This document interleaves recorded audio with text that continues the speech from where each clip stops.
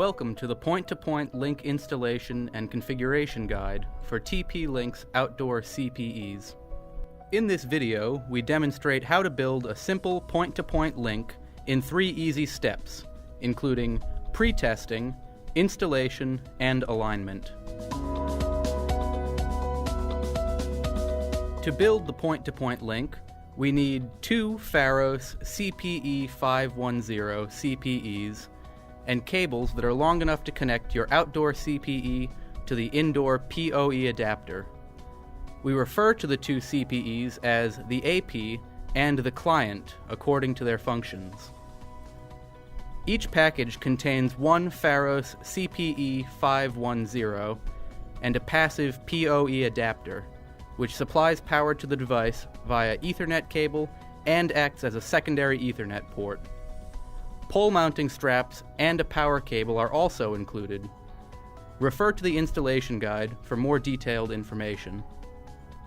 Prior to installation, we recommend performing basic configurations at home to ensure that the 2 CPEs are able to connect. First, plug the power cable into the adapter's port. Then connect the CPE to the PoE adapter by plugging an Ethernet cable into the PoE port on the adapter and the CPE's LAN 0 port. Next, connect the CPE to a computer via the secondary Ethernet port on the PoE adapter. To begin the configuration, change the IP address of the computer. To do this, open the Network and Sharing Center on your PC, click the Ethernet button, and select Properties. Double-click the IPv4 line and change the IP address to 192.168.0.10. Then, set the subnet mask to match the information currently displayed on the screen. Then, open your browser and enter 192.168.0.254 in the address bar. Log in using the default username and password, which are both admin. Then choose the appropriate region or country. Here, we use test mode for the purpose of this example. At this point, you can change the password to enhance the security of your device. Now click Quick Setup and choose AP mode. You can change the management IP address or continue using the default address. Here we change the SSID of this device to CPE 510_P2P for easy recognition. The quick setup is now complete and you will be taken to the status page. The basic information for the CPE will appear on the left. The information for the connected device and its wireless settings will appear on the right. And the throughput monitor will appear on the bottom. After configuring the first CPE 510 in AP mode, we can configure the other one in client mode. The hardware connections, web UI, IP address, username, password, and region are all the same as they were for the first CPE 510. Once you have completed the configuration, you can change the original password. Then select the Quick Setup option and choose Client Mode.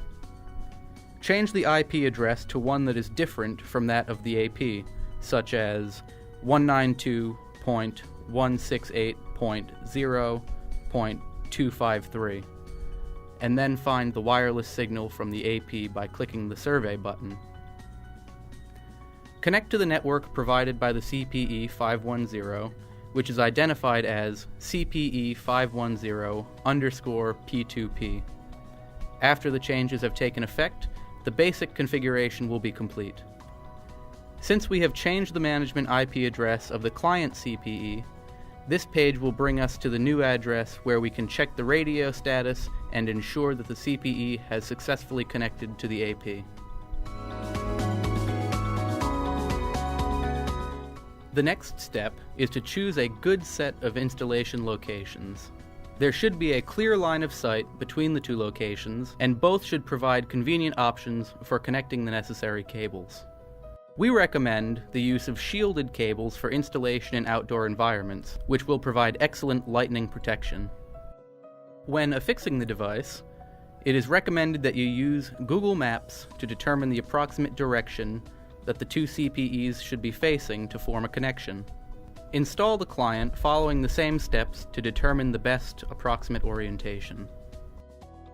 After installing the CPEs, try to connect the two devices.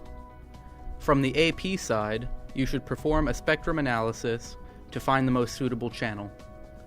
To do this, choose the Spectrum Analysis tool in the toolbar, select the 5730 to 5850 frequency range, which corresponds with band 4, and then click Start. This allows us to see the signal strength and environmental noise for each frequency in real time. It is normal for the signal strength to experience small fluctuations from moment to moment. You should notice that some channels are subject to less interference than others.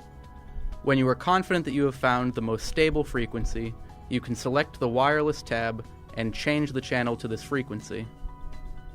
You should also input a distance value that is as accurate as possible. You can also choose Auto, which estimates the distance between the two devices automatically. Then click the Apply button and remember to save the changes.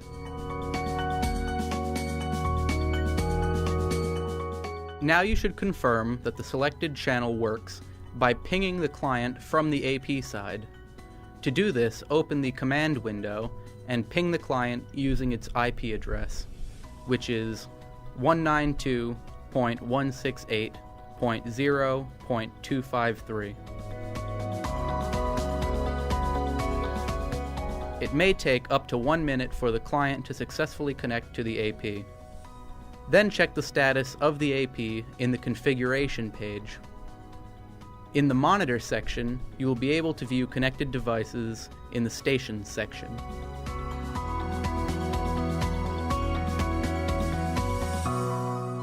Since the original positioning was determined using simple data from Google Maps, you will now need to perform a more precise alignment. Begin by securing the client, then shift the AP from side to side. You can monitor the signal strength on the screen, which is subject to a 1 to 2 second delay.